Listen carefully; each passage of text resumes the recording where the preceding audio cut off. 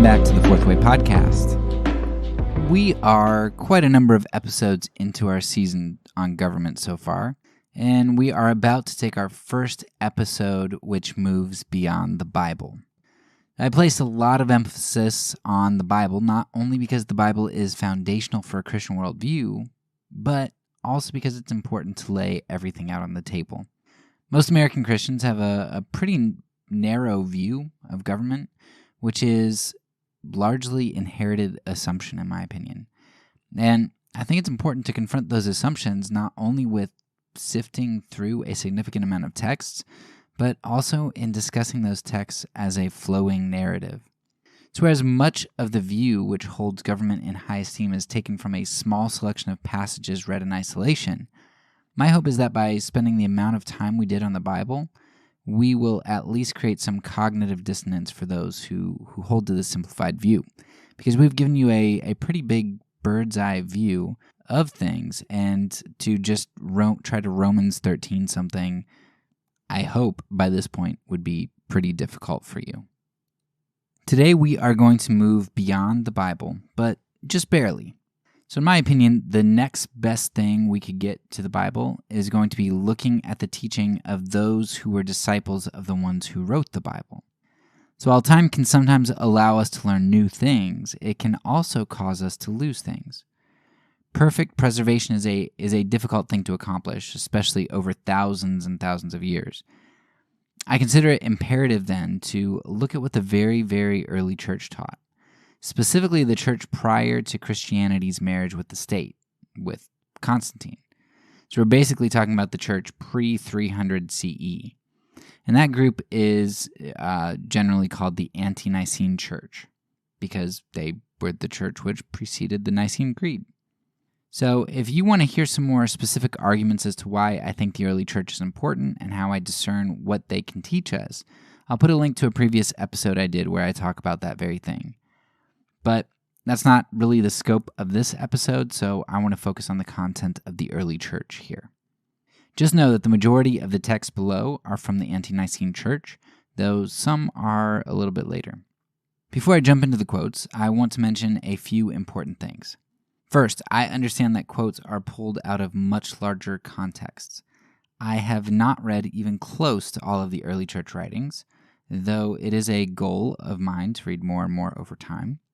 I would strongly recommend that you dig into each of these quotes yourselves, especially if there's some that you're like, whoa, that one's crazy. Definitely look at its context and dig into it more. I'll try to make quotes, notes of quotes, which I think would likely require some more context. Second, I'll list the sources where I can, but there are a few quotes that I found without really good source documentation, and I, again, will try to make note of that.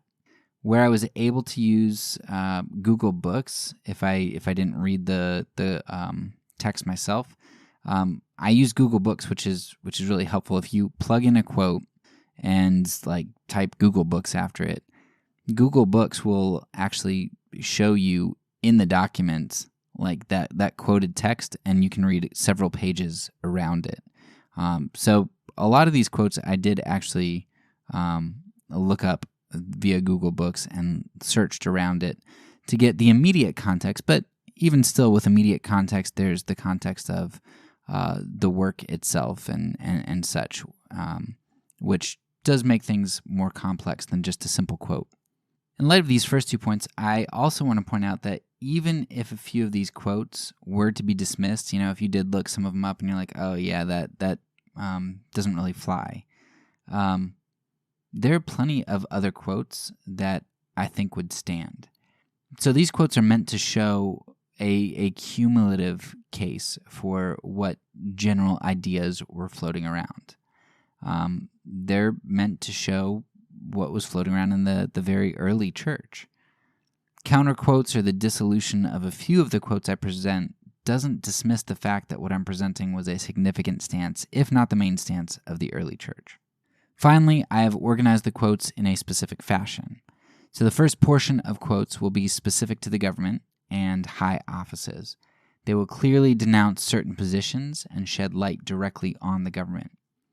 That set of quotes will be followed up by quotes which are more allusion than direct reference. They will denounce certain actions and attitudes which would seemingly undermine participation in government, or at least certain government functions outright. We have quite a number of quotes to get to here, so we're going to have to get started here pretty soon. But if you find it overwhelming to listen to all of this, as I know that archaic quotes can be difficult to listen to, especially if you're getting lots of them all at one time, then you can find all of these on my site linked in the show notes where I've compiled them. However, if you do go that route, know that I haven't organized them for government, but rather for a nonviolent case, so they're not going to be in this order that you get here. In this episode, I do exclude some of those quotes from that site, and I rearrange them. All right, I think that's probably sufficient. I'm sure there are some caveats that I left out, but let's go ahead and jump in. The first quote is from the Apostolic Tradition around the year 200, and just note that when it talks about wearing red or purple or things like that, generally they're talking about having some leadership position like magistrate or something like that. Quote, "One who is a gladiator or teaches gladiators or swordsmanship or military skills or weapons training should stop or be excluded. A soldier in the sovereign army should not kill, or if he is ordered to kill, he should refuse. If he stops, so be it. Otherwise he should be excluded. Concerning those who wear red, or believers who become soldiers or astrologers or magicians or such like, let them be excluded. One who has the power of the sword or the head of a city and wears red, let him stop or be excluded. A catechumen or a believer, if they want to be soldiers, let them be excluded because they distance themselves from God." End quote. The next quote is from Hippolytus, who's around the year 200 as well. "The professions and trades of those who are going to be accepted into the community must be examined. The nature and type of each must be established. Brothel, sculptors, charioteer, athlete, gladiators, give it up or be rejected. A military constable must be forbidden to kill, neither may he swear. If he is not willing to follow these instructions, he must be rejected. A proconsul or magistrate who wears the purple and governs by the sword shall give it up or be rejected. Anyone taking or already baptized who wants to become a soldier shall be sent away, for he has despised God." End quote. All right, so in the first two you can see already that magistrates, those who wear red, they've been kind of selected out, as have soldiers, as being things which are problematic. So you get the...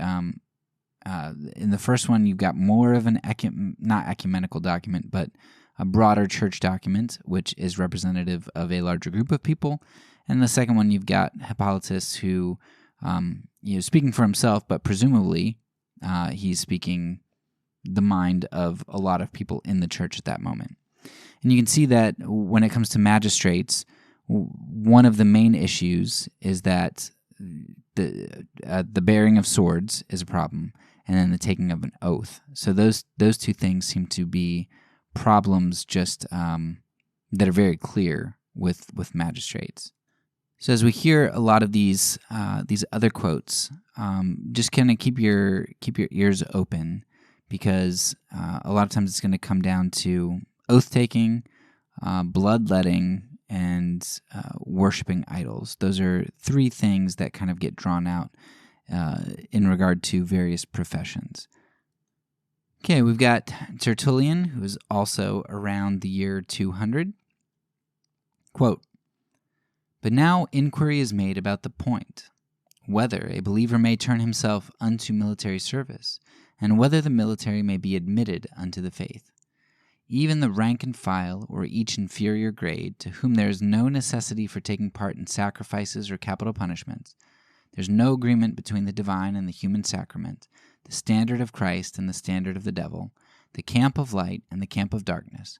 One's soul cannot be due two masters, God and Caesar." So Tertullian is one here who actually gets at something a bit deeper. And he says, hey, no, look, I understand that the sword is a main problem with being a soldier and stuff, but you don't understand, you can't serve God and Caesar because the devil is behind Caesar. And so there really are two various approaches that you can take to government here in terms of the Bible and Christianity. Now, you could look at it outright and just say that, hey, look, government is of the devil because just like at the Tower of Babel, when people get together, that's a usurpation of God. It's not trusting God's kingship. The other way you can go about it is by saying, hey, look, whenever people get together and form a government, how do governments function but by the sword? Laws are basically, they've got sword behind them, because if they don't, they're not really laws. So even a stupid parking ticket, right? The most harmless offense you can think of. I could just choose not to pay that, right? Well, eventually, it's going to come down to the government. If they don't knock on my door and come make me pay the fine, which I think probably they wouldn't. But, if I get pulled over later and I've got this parking fine on it. So real story here. I got a ticket like 10 years ago, and I hate getting tickets, but I got a ticket. And so I was looking to pay this thing, and I couldn't pay it. It told me where to go online, and it just it wouldn't pay. And so I searched this thing every day for like a month, and my ticket still wasn't in. And so I talked to this friend of mine who's a police officer, and he said, "Oh yeah, sometimes police officers don't put it in right away, and he'll put it in later, and sometimes they just forget or just don't do it. They just are trying to scare you and whatnot." So I swear to you, I don't swear to you because swearing goes right, but I'm telling you, I went to this website. It was 4:30 p.m. or whatever, and it resets at 5 p.m. It closes, whatnot. So I searched this thing the very last moment that I could almost search it, and my ticket was still not in the database. I'm like, awesome, the guy just let me go or forgot about it. Well, it wasn't a month or two later, and I get this warrant for my arrest in the mail. And basically, it said, hey, if a police officer encounters you, if they pull you over for something else, or if they, I don't know, whatever, whenever they might encounter you, if they find out that you basically didn't pay this, you have a warrant out for your arrest, and you will be arrested for a parking ticket. It was $90 parking ticket, or not parking ticket, moving violation or something. So, yeah, ultimately, it would have come down to a police officer says, "I'm sorry, you're under arrest." And if I would have said, "No, just like I didn't pay the parking, the speeding ticket, I'm not going to be under arrest." At that point, guns, tasers, whatever come out. And for a $90 ticket, you have force behind it. Any law, any violation of the state ends up only being enforced through force. Now, most people do things voluntarily, and they do it so that force isn't needed, but ultimately, every single law has force behind it. And so the question is, with Tertullian and all these other guys, is it really possible for me to pass a law, for me to be in a lot of governmental positions, especially legislative or executive, where I'm not doing something that has force behind it? Anyway, that was kind of a tangent, but I think a good one to kind of give you an example. All right, next up, Martin of Tours. He is actually later, so he is going to be post-Nicaea. He's around 350-ish. So here's his quote. Quote, "Hitherto I have served you as a soldier. Allow me now to become a soldier to God. Let the man who is to serve you receive your donative. I am a soldier of Christ. It is not permissible for me to fight." End quote. This next one is from Origen. Quote, "If everyone were to act the same as you Christians, the national government would soon be left utterly deserted and without any help, and affairs on earth would soon pass into the hands of the most savage and wretched barbarians." End quote. So that was actually a quote from Origen's Against Celsus. So obviously this guy was not a Christian, and his critique was, hey, look, Christians, like, you don't join the government. Like, if everybody was a Christian, how would we have a government? And if we didn't have a government, we'd just be in the hands of barbarians. All right, this next one is Marcus Minucius Felix. Now, he was around 200, and my understanding is that this was written when he was an enemy of Christianity. So he actually became a convert, but he was an enemy of Christianity, and I think this was written as when he was an enemy. But I could be mistaken here. So here's his quote. Quote, "Their alliance consists in meeting at night with solemn rituals and inhuman revelries. They replace holy rites with inexplicable crimes. They despise temples as if they were tombs. They disparage the gods and ridicule our sacred rites.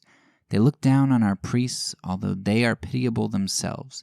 They despise titles of honor and the purple robe of high government office, though hardly able themselves to cover their nakedness."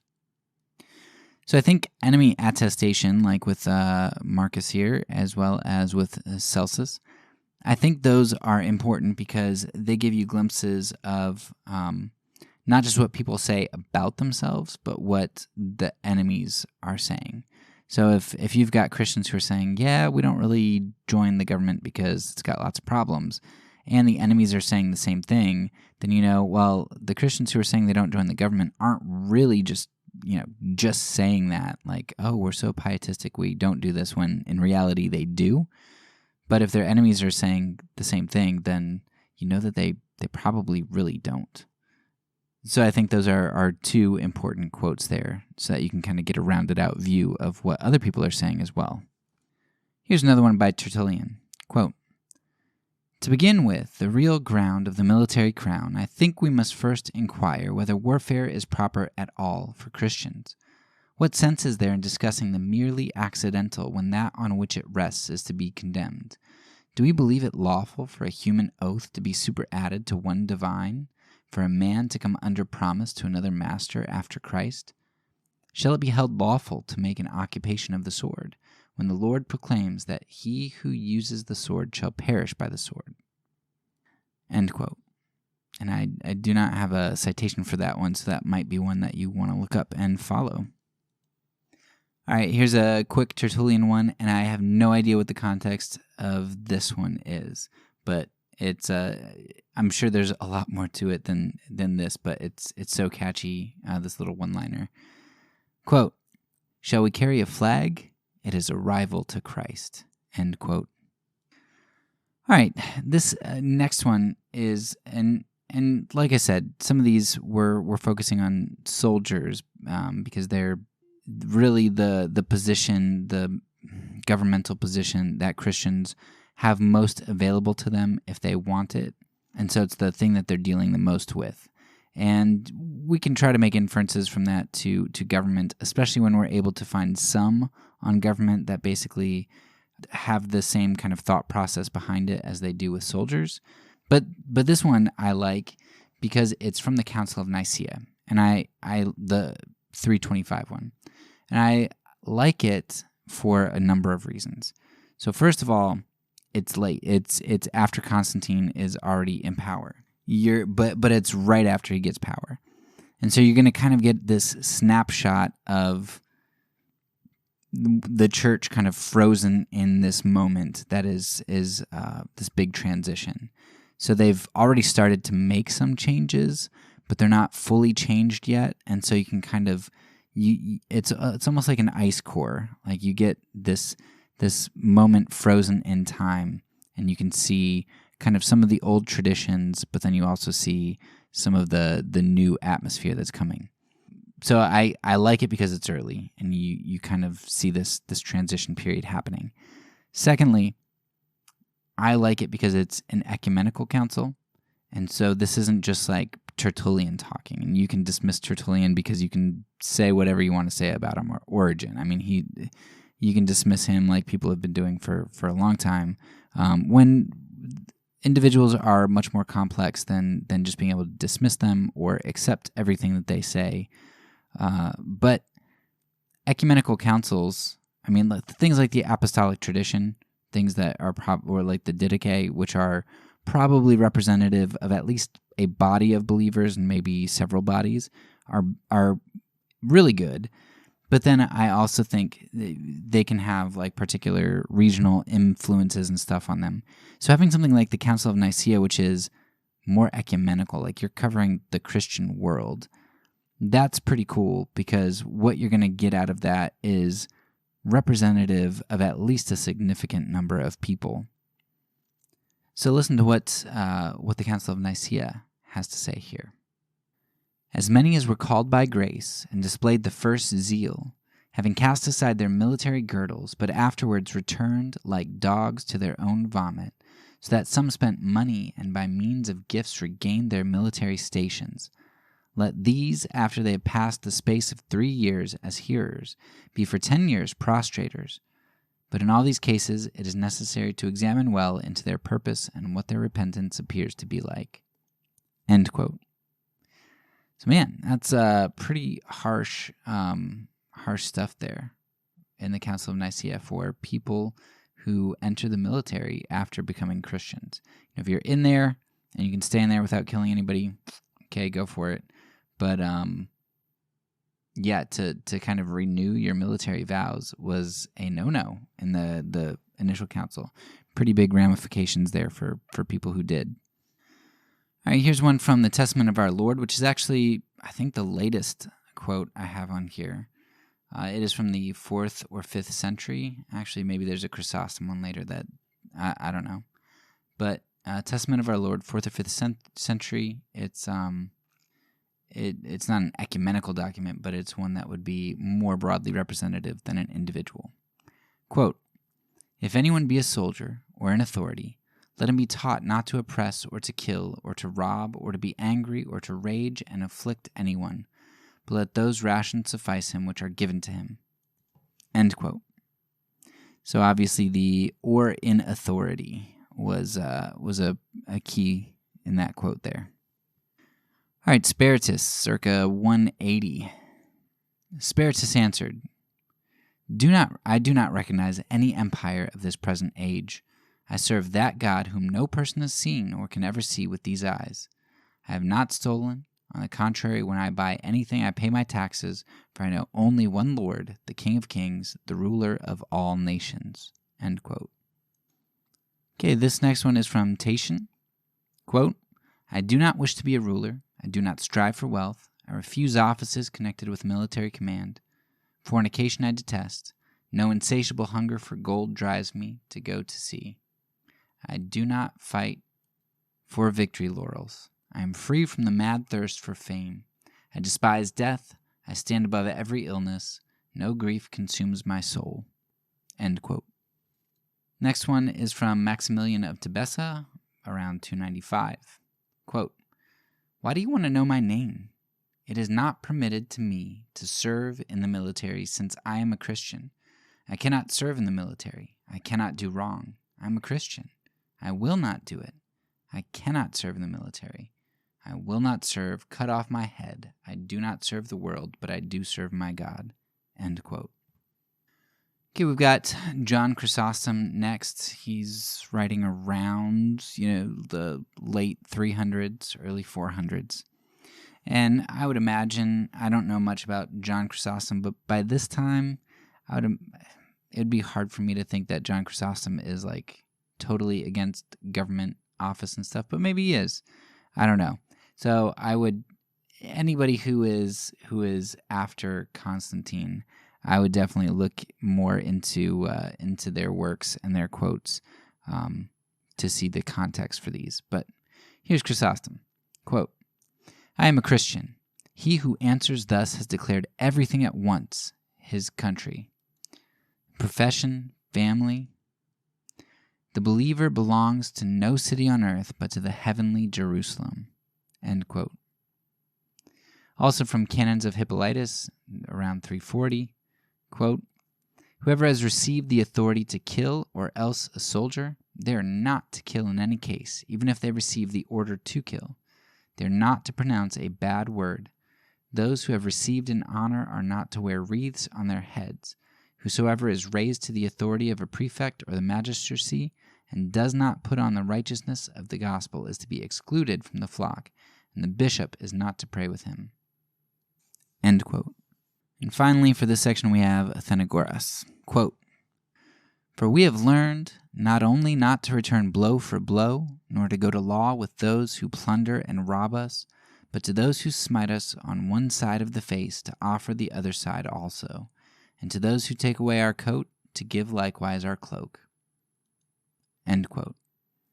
So the important thing there is we've read a lot about soldiers and magistrates and things like that, but here he's talking about not going to law, which is something that Paul talks about, not taking brothers to court. Okay, for the second section, even though in the first section it definitely focused on things like not killing and oath taking and all that stuff, a lot of those were still explicit. They explicitly named soldier or magistrate or going to law. Here we're going to have quotes which focus on actions that you could extrapolate into the government discussion, because when we talk about government later and what government does, what their function is, and we figure out, is being a Christian compatible with what the government does, and then that's gonna be important. So here's the second section. We'll start with Lactantius, and he was around 300-ish. Quote, "For when God forbids us to kill, he not only prohibits us from open violence, which is not even allowed by the public laws, but he warns us against the commission of those beings which are esteemed lawful among men.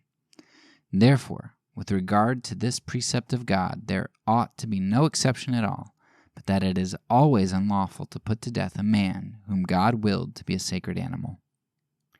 End quote. Okay, we've got one from Athenagoras here, around 160-ish, 180, something like that. Quote, "What man of sound mind, therefore, will affirm, while such is our character, that we are murderers? For we cannot eat human flesh till we have killed someone. The former charge, therefore, being false, if anyone should ask them in regard to the second, whether they have seen what they assert, not one of them would be so barefaced as to say that he had. And yet we have slaves, some more, some fewer, by whom we could not help being seen. But even of these not one has been found to invent even such things against us. For when they know that we cannot endure even to see a man put to death, though justly, who of them can accuse us of murder or cannibalism? Who does not reckon among the things of greatest interest the contests of gladiators and wild beasts, especially those which are given by you? But we, deeming that to see a man put to death is much the same as killing him, have abjured such spectacles. How then, when we do not even look on, lest we should contract guilt and pollution, can we put people to death?" End quote. Here's another one from Lactantius. Quote, "If anyone should be so shameless as to inflict injury on a good and just man, such a man must bear it with calmness and moderation. He will not take upon himself his revenge. Rather, he will reserve it for the judgment of God. He must maintain innocence at all times and in all places, and this commandment is not limited to merely his not being the first to inflict injury on another. Rather, he should not even avenge it when injury is inflicted on him. For there sits on the judgment seat a very great and impartial judge." End quote. So that one might be a little bit more of a stretch, but inferring, Lactantius from knowing the other stuff that he writes. Now he's saying that we forego judgment because God is ultimately the judge. And so when we can't even bear to see a man put to death, even if it's just, it's a murderer that's being put to death, that's not for us. Like, we can't bear to see a man put to death justly. And that's not on us in large part because God is the judge. And so, that one there, I think you can make a bunch of inferences from other things that Lactantius said, which would mean Definitely couldn't be an executioner. I don't know that I could make laws that would support the death penalty. Things like that will have implications for government interaction later down the road. Okay, we've got Tertullian here, and he's going to be talking about the law again. So, accessing the courts. Quote, "The Son of Peace take part in the battle when it does not become him even to sue at law. Indeed, if putting my strength to the question, I banish from us the military life." End quote. All right, here's one by Athenagoras. Quote, "Although what I have said has raised a loud clamor, permit me here to proceed freely, since I am making my defense to emperors who are philosophers. Who of those who analyzes syllogisms, resolve ambiguities, predicates axioms, and what the subject is and what the predicate, who of them do not promise to make their disciples happy through these and similar disciplines? And yet who of them have so purified their own hearts as to love their enemies instead of hating them, instead of upbraiding those who first insult them, which is certainly more usual, to bless them and to pray for those who plot against them? On the contrary, they ever persist in delving into the evil mysteries of their sophistry, ever desirous of working some harm, making skill in oratory rather than proof by deeds, making proof by deeds their business.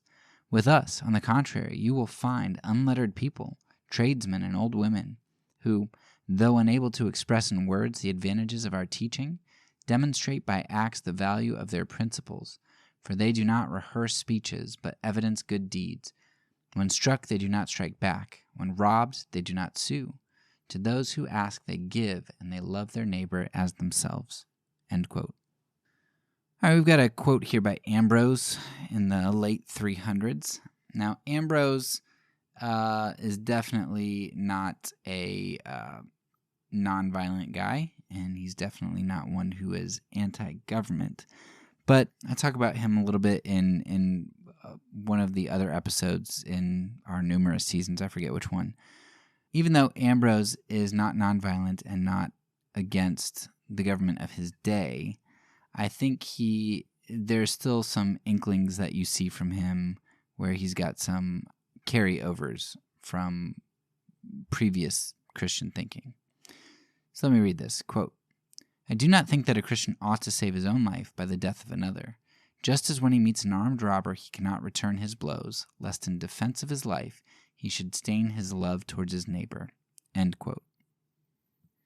So just like Augustine here, Ambrose wasn't about self-defense, but I don't know what he would have thought about defense of another. And I also know that I think it was Ambrose who wrote some pretty bad stuff against like the barbarians and things and how we should go kill them. So his robber here probably would have been like a fellow Roman, maybe a fellow Christian robber. So he's got some messed up ideas of how he shifts categories. So what he's talking about here, he truly believes, but he would define his categories narrowly, right? Like, who's my neighbor? Nevertheless, I think that's still way different than we Christians, conservative Christians in the United States would think of things. So the fact that he thinks any robber is not worthy of a bullet to his chest says a lot. All right, we've got Clement of Alexandria here, 125-ish. Quote, "Above all, Christians are not allowed to correct by violence sinful wrongdoings." End quote. Got another John Chrysostom quote here. Quote, "Christians above all men are not permitted forcibly to correct the failings of those who sin. Secular judges, indeed, when they have captured malefactors under the law, show their authority to be great and prevent them even against their will from following their own devices. But in our case, the wrongdoer must be made better, not by force, but by persuasion." So it's interesting that a couple things.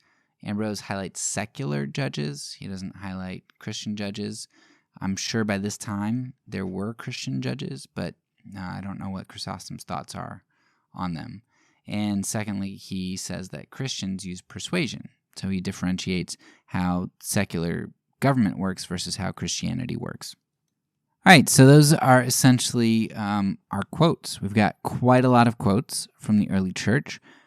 Some of them specifically talk about positions, government positions, magistrates, proconsuls, people who wear red, purple. And then we also talk about other positions like judges or being in the military especially. So we've got specificity.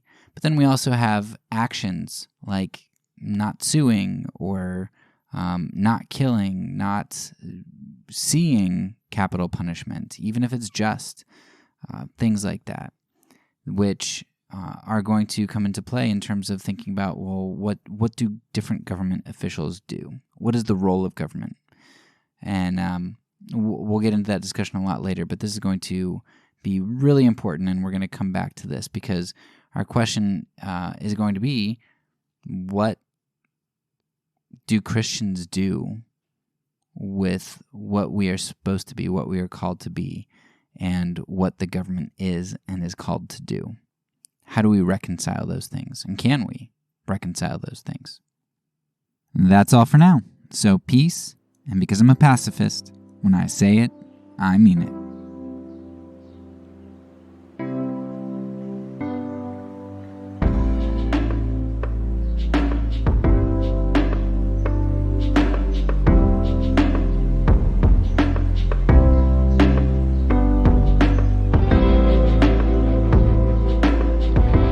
This podcast is a part of the Kingdom Outpost Network. Please check out the links below to find other great podcasts and content related to nonviolence and kingdom living.